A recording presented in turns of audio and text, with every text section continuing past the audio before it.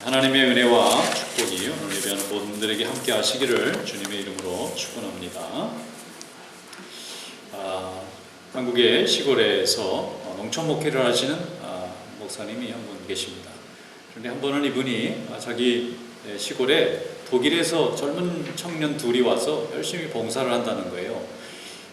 독일에 있는 청년이 한국에 오는 것도 쉽지 않은데, 그것도 대도시도 아니고 굉장히 깊은 산골에 시골 분들, 노인들, 이렇게 아주 어려운 형편의 사는 분들을 위해서 목회하시는 목사님의 교회에 찾아와서 1년, 2년씩 숙식을 하면서 그분들을 도와주는데, 아주 얼마나 일을 잘하는지 막 구루마도 끌고 다니고, 환자들도 데리고 보건사에도 모시고 다니고, 교회에 필요한 것도 막 다 고쳐주고, 예배도 열심히 참석하고, 아예 그냥 식구같이 사는 거예요, 거기서.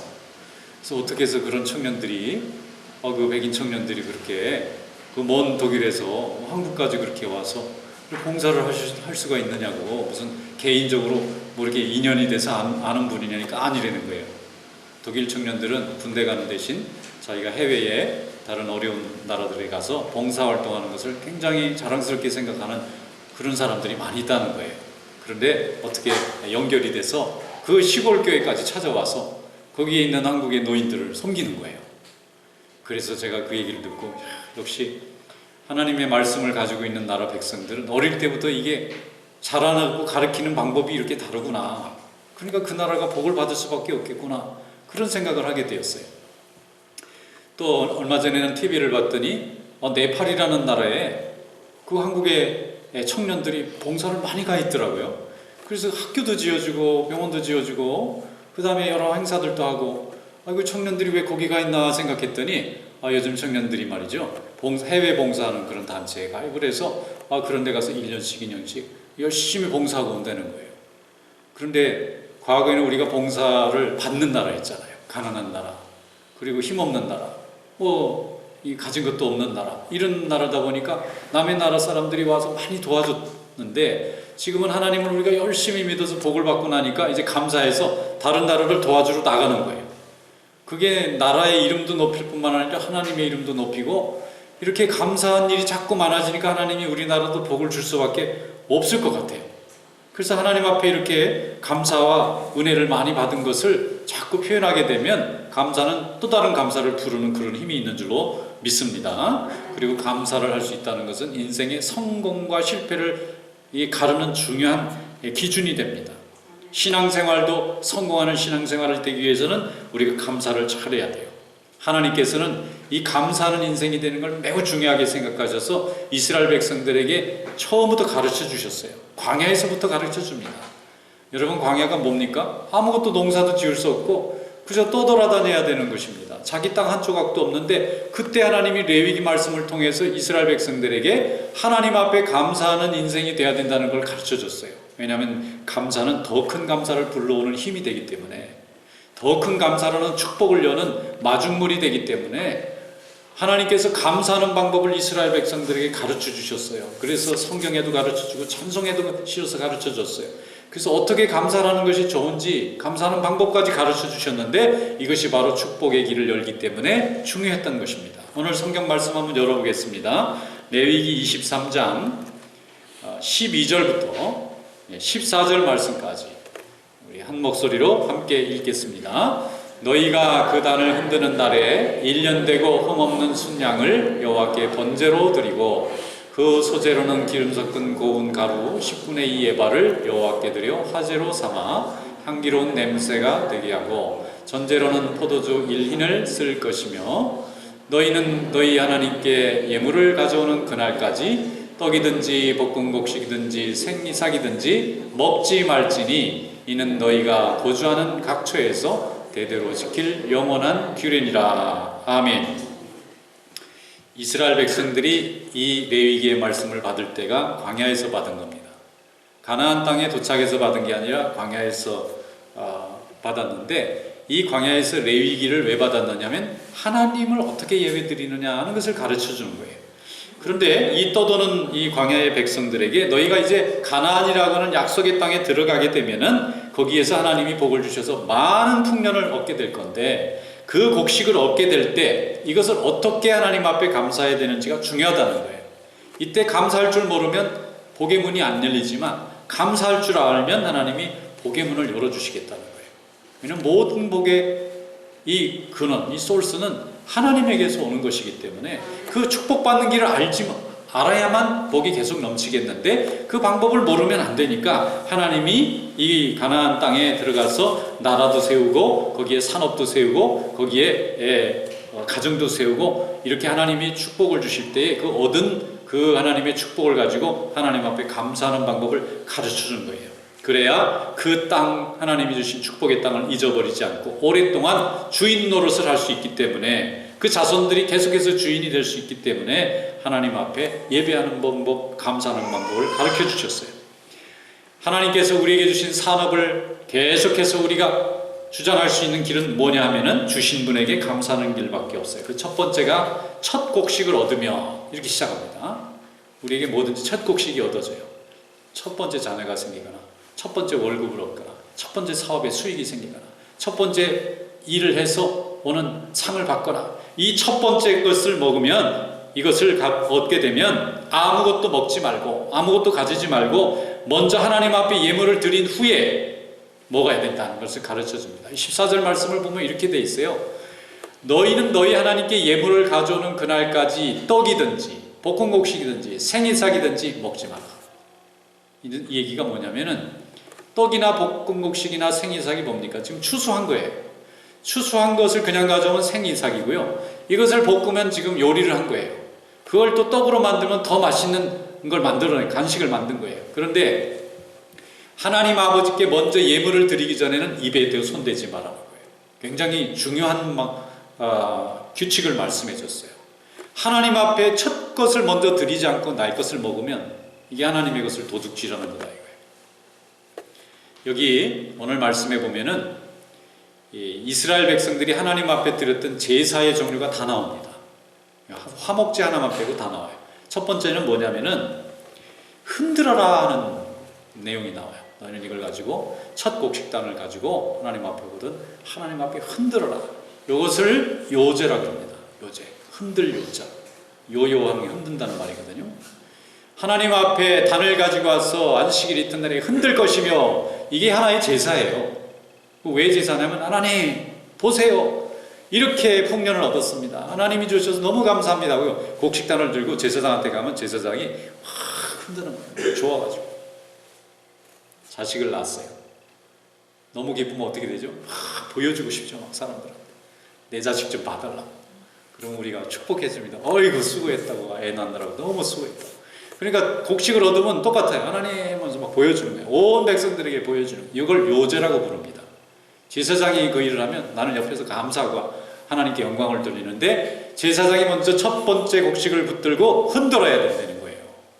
하나님 앞에 모든 백성들에게 보여줘야 된다는 거예요. 이게 요제입니다. 그 다음에 두 번째는 흠없는 1년 된 순양. 이걸 번제로 드리는데 번제는 burnt offering. 다시 말해서 불로 태워서 바치는 제사예요. 이게 아주 가장 전형적인 제사입니다. 이게 매일 드리는 거예요. 상번제로 드렸어요. 제사장들은 밤에 불이 꺼지면 안 되니까 불을 지키고 이기다가 아침 되면 막 수많은 백성들이 제물을 들고 오면 그걸 또 불을 지펴가지고 번제단에 불을 확 지펴가지고 그걸 그냥 잡아서 막 바치는데 이걸 번제라고 그래요. 그런데 하나님 앞에 첫 곡식이 드려지면 곡식을 받았는데 하나님 앞에는 순양을 잡아서 바치어서 태우는 거예요. 이게 번제입니다. 이날 두 개의 예배가 드려지는 거예요. 요제도 드리고 번제도 드리고.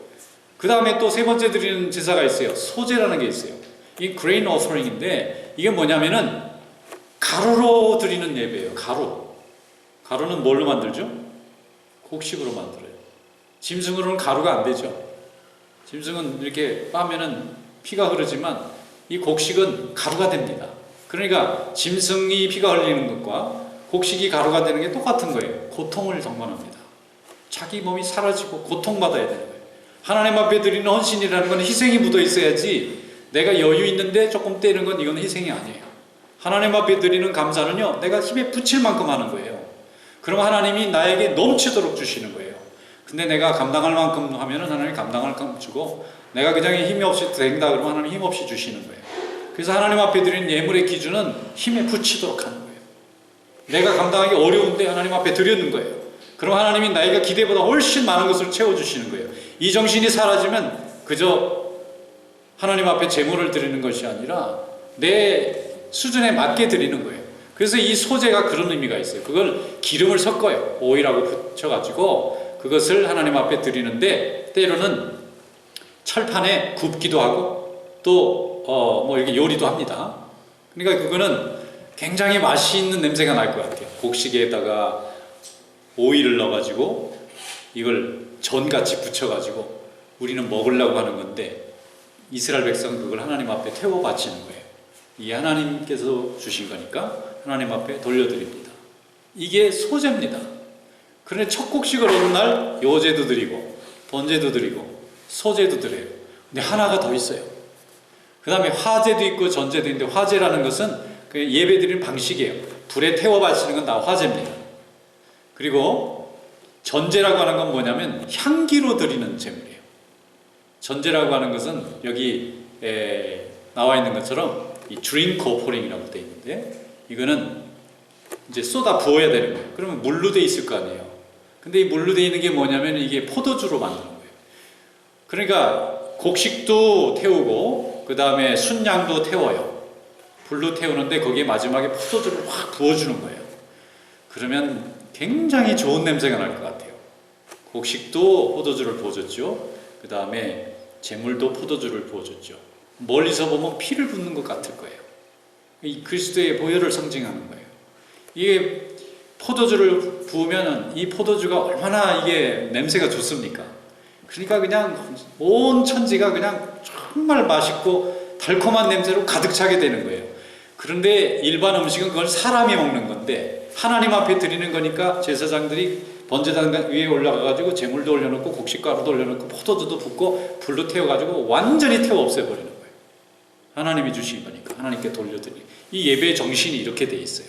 그런데 이것을, 이 많은 예배를 요제부터 그 다음에 번제부터 소제부터 화제부터 전제까지 한 날 한시에 이 모든 예배가 다 동원되는데, 여기 화목제가 하나 더 있어요. 나중에 속건제도 있고 속제제도 있는데, 그거는 이제 나중에 또 설명할 기회가 있겠지만, 이스라엘 백성의 레위기에 나와 있는 제사라는 이름으로 나와 있는 제사는 이날 대부분 다 나옵니다.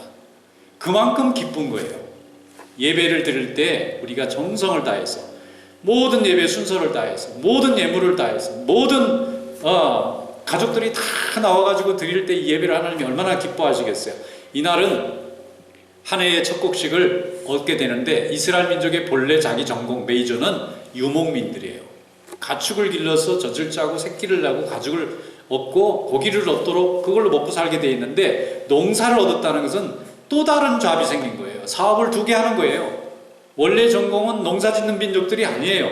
그런데 하나님이 이 백성에게 복을 주셔서 유목을 하는 사람이지만 땅을 차지하고 거기서 농사 짓게 하는 거예요. 유목민들의 오매불망 소원이 뭘까요? 땅 한 평 자기 거만 만들어가지고 거기서 농사를 한번 지어서 거기서 곡식이 나오면 이거는 저축이 가능하잖아요. 쌓을 수가 있어요.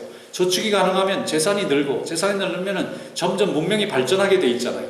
그러니까 하나님이 이스라엘 백성들이 떠돌던 이스라엘 백성들을 정착하게 만드시고, 거기에 하나님이 농사를 통해서 큰 축복을 주시려고 하셨는데 단서가 붙어 있어요. 너희들이 약속의 땅에 들어가면 이렇게 농사를 짓고 큰 부를 쌓게 되는데, 그 모든 것이 하나님께로부터 주신 거라는 걸 잊지 말고, 첫 것은 무조건 하나님 앞에 드리지 않으면 안 된다는 겁니다. 드리기 전에는 먹지도 말고 손도 대지 말아야 된다는 거예요. 이렇게 하지 않으면 하나님께서 주신다는 생각을 잊어버립니다. 자기의 능력과 자기의 실력으로 만들었다고 생각하고 자기 것만 바라보다 보면 이것이 하나님 앞에 감사가 사라지니까 이웃에 대한 감사도 사라지고, 나중에는 강한 사람은 더 많은 부자가 되고 약한 사람은 점점 더 가난해지다가 나중에 나라가 어지러워지고 민족이 갈등이 생기고, 그래서 하나님 앞에 축복받지 못한다는 거예요. 실제로 이스라엘 백성들이 가나안에서 하나님 앞에 열심히 감사할 때는 강한 나라를 만들어 주셨는데, 하나님 앞에 감사가 사라지고 나서 나라가 줄어들고 조그라들다가 망해버리지 않습니까? 그 이유가 뭐냐면 인간이 지혜롭지 않아서도 아니고, 인간이 실력이 없어서도 아니고 인간이 환경이 그렇지 않아서도 아니고 하나님 앞에 감사하는 마음이 사라지고 예배가 사라지고 하나님께 영광 돌리지 않는 순간부터 인간은 하나님에 대한 두려움이 사라지고 인간들 스스로 자기의 실력을 견주다가 서로 멸망해버리고 마는 거예요. 그러므로 감사는 하나님이 우리에게 주시는 축복의 통로인 줄로 믿습니다. 항상 감사하시기를 바라요. 여기에 레위기 말씀에 보면 첫 번째는 이렇게 하나님 앞에 드리고, 두 번째 거둔 곡식은 제사장과 가난한 사람, 이웃들, 나그네와 이 종들에게 나눠주고, 그리고 세 번째 거는 이제 자기 가족들을 가지고 위에서 써라 이렇게 돼 있어요. 첫 번째 곡식은 하나님 앞에, 두 번째 건 제사장과 어려운 사람들, 세 번째가 자기를 위해서. 이게 순서가 있는 거예요. 하나님께서 주시는 축복을 하나님께 영광 돌리는 순서가 있어요. 그런데 하나님께도 영광 돌리지 않아요. 제사장과 어려운 사람들에게도 쓰지도 않아요. 모두 내가 다 차지해요. 망한다는 거예요. 그게 축복이 아니라는 것입니다. 감사의 말과 감사의 표현을 줄여놓으면 점점 감사할 일도 사라지는 거예요. 세계에서 가장 도네이션 많이 하는 나라, 기부를 많이 하는 사람, 내가 벌었는데도 나를 위해서 쓰는 게 아니라 남을 위해서 과감하게 뛰어서 쓸 줄 아는 사람들이 제일 많은 나라가 미국입니다. 그런데 미국의 특징이 뭐죠? 제일 많은 사람들이 예배드리잖아요. 교회에 나와서 감사를 배우니까 저절로 이웃들에게 하나님께 감사한 걸 나눠줄 줄 아는 그런 마음이 열려서 세계에서 가장 강한 나라가 되는 거예요. 하나님께서 감사를 가장 많이 하는 나라가 하나님께서 가장 부유하게 만들어주세요. 이상합니다. 남의 걸 나눠주면 내게 줄어드는 건데 하나님의 말씀에 하나님의 것에 감사를 나눠주면 내 걸 더 채워주신다는 거예요. 우리는 그 성경의 진리를 믿고 고백하고 실현하는 사람입니다. 우리 한국도 교회가 들어가서 사람들이 감사하는 방법을 배웠어요.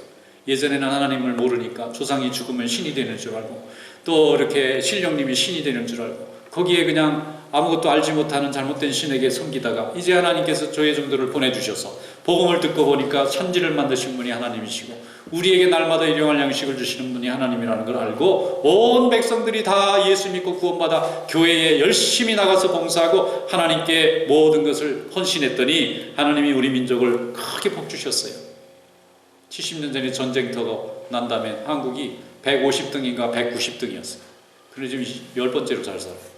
그리고 그것뿐만 아니잖아요. 경제력도 강해졌죠. 이 분단된 국가가 유일하게 우리나라밖에 없는데 이 분단 국가에서 기술력도 발전하죠. 이제는 뭐 국방력도 발전하죠. 문화적인 영향력도 강해지죠. 이게 무엇입니까? 하나님 앞에 열심히 감사해서 하나님이 주신 축복이에요. 5천년 역사상 30년마다 한 번씩 외침을 당했던 민족이 70년이 넘도록 전쟁 한 번 일어나지 않고 그 사이 얼마나 경제적으로 잘 사는 나라가 되었는지 세계 사람들이 막 부러워하잖아요. 그 부러워하게 우리가 똑똑했어요. 한강의 기적 때문에 새마을운동 잘해서요. 아니면 우리가 새벽도 일 잘해서 그러면 5천년 동안 그렇게 안 했나요? 그런데 교회가 시작됐던 지난 세기 동안 그동안 우리 역사에 경험해보지 못한 축복을 경험하는 이것이 어디서 온 것입니까? 하나님 앞에 감사하는 법을 배웠기 때문에 그래요. 이스라엘 백성들에게 주신 레위기의 말씀을 우리는 우리에게 주신 말씀으로 받아들이고 우리 민족들이 열심히 근면하게 부지런히 새벽마다 성전에 나와 기도하고 하나님이 주신 것을 하나님께 영광 돌리는 방법으로 수고했더니 하나님이 우리 민족의 이름을 높여주셨어요. 그런데 이것을 감사하지 못하면요 도로 없어지는 거예요. 하나님 앞에 감사하고 영광 돌리는 것, 나라를 살리고 민족을 살리고 가정을 살리고 후손들을 살리는 일입니다. 죽은 신을 섬기고 거짓 신을 섬기면 그 나라의 영이 맑지 않고 정신이 건강하지 못하면 잘못된 길로 가는 거예요. 어렵고 힘든 나라들 보세요. 감사가 없어요. 뭐 원망밖에 없어요. 저 사람들 때문에 내가 못 산다는 원망투성이에요. 그러나 강하고 축복받는 민족의 특징은 뭐예요? 늘 감사합니다. 감사를 입으로만 하는 게 아니라 삶 속에서 정말 실천해요. 그러니까 감사가 넘쳐서 적이 사라져요. 방해꾼들이 없어져요. 도와주는 사람이 자꾸 늘어나요. 문이 열려요. 그래서 하나님이 우리에게 감사하라는 것입니다. 감사는 그냥 입으로만 하는 게 아니라 실증되어 있는 거예요. 다윗은 이것을 너무나 잘 알았어요. 나라를 세운 뒤에 자기가 하나님 앞에 감사했더니 하나님이 모든 원수들을 물리쳐 주시고 자기에게 축복하는 것을 경험했어요. 그래서 이 일을 나만 경험하면 안 되겠다. 백성들에게 가르쳐줘야겠는데 이 사람이 그걸 가르치는 방법이 시편을 짓는 거잖아요. 시편 처음부터 끝까지 보세요. 감사하자는 얘기밖에 없어요. 하나님께 감사. 원수들에게 우리가 죽는 것 같아도 감사. 하나님이 함께 감사라는 얘기밖에 없어요. 날마다 시편을 온 백성들에게 가르쳐서 하나님 앞에 감사하는 백성 만들었더니 다윗 시대에 가장 강력한 군대가 되고 가장 강한 나라가 되어서 많은 사람들을 하나님께 돌아오게 하고 영광 돌리게 하지 않습니까? 시편 105편 1, 2절에 말씀하기를 여호와께 감사하고 그의 이름을 불러 아뢰며 그가 하는 일을 만민 중에 알게 할지어다. 그에게 노래하고 찬양하며 그의 기이한 일들을 말할지어다. 복음 전하는 거예요. 감사하는 것도 보면은 이 습관입니다. 감사합니다. 감사합니다. 이거 훈련 받아야 되지. 한국 사람들 남자들이 부인한테 사랑합니다 하라고 하면 잘 못한대요. 근데 미국 사람들은 I love you가 아침부터 저녁까지 I love you. 그래서 너무 많이 듣다 보니까 진짜인가 아닌가 실감이 안 날 정도예요. 그런데 어쨌든 말로 그렇게 하니까 정말 사랑이 표현이 되고 왔다 갔다 하니까 하나님이 거기에 걸맞는 열매도 주시는 거예요. 이게 습관이에요. 말하는 것도 습관이고 생각하는 것도 습관이에요. 원망하는 것도 습관입니다. 실패하는 사람을 만나면 날마다 남 원망하는 소리만 들어야 돼요. 그런데 성공하는 사람의 특징은 항상 감사하는 말만 넘쳐요. 그래서 그의 원망이 그를 실패로 이끌고 그의 감사가 그를 성공으로 이끄는 것입니다. 아브라함은 가는 곳마다 먼저 세 가지 인생의 기준을 잘 실천했어요. 첫째는 하나님 앞에 제단 쌓고, 두 번째는 장막을 치고, 세 번째는 우물을 팠어요. 이게 뭐냐면 제단을 쌓는 건 예배를 먼저 드리는 거예요. 장막을 치는 건 자기 식구들부터 먼저 챙기는 거예요. 그 다음에 우물을 파는 건 사업을 시작하는 거예요. 유목민들에게는 우물은 생명과도 같습니다. 우물이 안 터지면 거기서는 가축을 키울 수도 없어요. 사람이 거주할 수도 없어요. 그런데 하나님 앞에 제단 쌓고 가족들에게 위해서 장막을 치거나 하나님이 우물을 열어주셨어요. 그가 파는 데마다 우물이 나와요. 이 팔레스타인 지역의 우물은요 빙글빙글 돌아가지고 한참 수십 메터 수백 메터 내려가 있는 곳도 있어요. 그거 하나 나오면 온 마을이 하나 생기고 오아시스가 생겨요. 그렇게 힘든 곳인데 하나님 앞에 제단 쌓고 장막 치고 뚫기만 하면 물이 나왔단 말이에요. 그럼 하나님이 찾아다니면서 이 사람한테 물을 열어주시는 거예요. 그 옛날에 뭐 초음파 탐지기가 있어서 물 있는 데를 찾아다녔을 리가 없지 않습니까? 하나님 앞에 기도하고 하나님 나를 살려주실 것을 믿습니다. 우물을 파면 우물이 나오는데 그걸 이웃들이 보고 얼마나 셈이 났겠어요. 저 사람들을 해방해도 안 돼요. 또 막아도 안 됩니다. 그런데 그 아들 이삭이 아버지의 신앙을 그대로 배웠어요. 그래서 하나님 앞에 먼저 가는 데마다 제단 쌓고 장막을 치고 우물을 파면 거기서 우물이 나왔다는 거예요. 그러니까 그 원래 토백이었던 블레셋 사람들이 속상하고 셈이 나서 우물을 와서 돌로 다 메워버렸어요. 우리식으로 말하면 사업을 회사를 열었는데 와서 통째로 뺏어버리는 거예요. 먹고 못 살게 만드는 거예요. 목자들이 화가 나서 싸우려고 그러니까 하나님이 주신 거니까 우리는 또 가면 하나님이 복을 주실 거다. 그리고 목자들을 이끌고 다른 데로 가서 또 우물을 파면 또 나오는 거예요. 그러니까 이 대적들이 와서 또 메우는 거예요. 그 다음에 또 옮겨가서 또 팠더니 또 나오는 거예요. 그러니까 또 쫓아와서 또 메우는 거예요. 4번을 그렇게 했어요. 옮길 때마다 우물 이름을 지었는데 그게 마을 이름이에요. 사실은 빌리지 이름을 그렇게 지은 거예요. 그런데 와서 마을을 못 살게 만든 거잖아요. 4번째 우물을 메우니까 왕이 나섰어요. 그 나라 왕 이름이 아비멜렉입니다. 이건 파라오라든가 뭐 이런 이름이에요. 그러니까 사람 이름이 아니라 명칭이에요. 그게 그 나라 블레셋의 고대시대 최고 왕이 군대 장관 비골이라는 것은 총 군대 사령관을 데리고 왜 이삭의 집을 와요? 4번째 우물을 파고 지금 거기 앉아 있는데 거기까지 찾아온 이유가 뭐냐면 왕이 보기에도 자기네들 백성이 너무 심한 거예요. 떠돌이라고 이민 온 사람이라고 너무 함부로 대하는 거예요. 남의 우물을 한 번 메우는 것도 이게 보통 나쁜 일이 아닌데 3번, 4번 쫓아와서 괴롭힌다는 건 왕이 보기에도 심한 거예요. 자기 백성들이. 그래서 왕이 보호해 주러 온 거예요. 자기 백성들한테 명령을 내립니다. 이 사람 더 이상 괴롭히지 마라. 괴롭히면 너희들 죽는 수가 있다. 왕이 그러는데 어떡하겠어요? 왕이 딱 막아가지고 이 사람은 어려운 사람이다. 가는 데마다 우리가 괴롭혔지만 다 우물이 나오는 거 보니까 하나님이 함께 하는데 이런 사람 잘못 건드리면 우리 큰 화를 당한다. 그러니까 이제 하지 말고 여기서 편안히 살게. 그리고 이 사람이 와서 계약을 맺자는 말이 뭐냐면 이제 서로 불편하게 하지 말자. 창세기 26장 25절에 이렇게 돼 있어요. 이삭이 그곳에 제단을 쌓고 여호와 이름을 부르며 거기 장막을 쳤더니 이삭의 종들이 거기서도 우물을 팠더라. 그들이 이르되 여호와께서 너와 함께 계심을 우리가 분명히 보았으므로 우리의 사이고 우리와 내 사이에 맹세하여 너와 계약을 맺으리라 하였노라. 너는 여호와께 복을 받은 자니라. 이렇게 돼 있어요. 이게 블레셋 왕이 와서 한 말이에요. 너는 여호와께 복을 받은 사람이구나. 우리가 어떻게든지 좀 회방하고 하려고 해도 망하지 않고 더 행해지는 거예요. 하나님이 이삭에게 복을 주셨는데 이 사람이 농사를 했더니 한 해에 100배나 결실을 얻었다. 그 이삭의 얘기는 이삭이 특별히 다른 건 안 하는데 복 받는 전문가예요. 근데 특징이 온유하다는 거예요. 이 사람 온유합니다. 혈기를 안 내요. 네, 하나님 뜻이면 순종합니다. 다투질 않아요. 옮겨가는데 훨씬 더 잘 되는 거예요. 세상에 100배나 복을 받을 수가 있어요. 100배 받았으면 정말 우리 지금 대박이 난 건데 하나님이 그에게 복을 주시는 이유가 뭐냐면 감사할 줄 아는 거예요. 항상 감사하는 거예요. 한번 어느 집사님이 그 교회가 마침 건축을 하는 중이었는데 헌금을 했는데 굉장히 큰 액수를 한 겁니다. 우리들이 깜짝 놀랐어요. 저분이 어떻게 저렇게 큰 사업도 어렵다는데. 그래서 목사님이 이제 고맙기도 하고 또 감사하기도 해서 아유 집사님 이거 큰 이렇게 헌금을 할 수가 있느냐. 그러니까 그분이 목사님 사실 저희가 사업이 너무 어려워서 기도 많이 부탁했는데요. 지난주에 정리했습니다. 정리를 했다는데 그러면 얼마나 다 이래 빚진 거 다 갚고 다 정리했더니 그래도 큰 돈이 좀 나왔다는 거예요. 10몇 년 동안 고생해서 사업을 했는데 다 처분하고 이제 자기는 잡이 없어졌지만 하나님이 이제 정리한 나머지를 주셨다는 거예요. 근데 가만히 생각해 보니까 그동안 10몇 년 동안 아이들 키우는데 아무 문제가 없었고 가정의 식구들 아픈 사람 없었고 주님의 전에 와서 봉사하는데 교인들에게 사랑 충분히 받았고 여러 가지 다 생각하니까 너무 감사하더라는 거예요.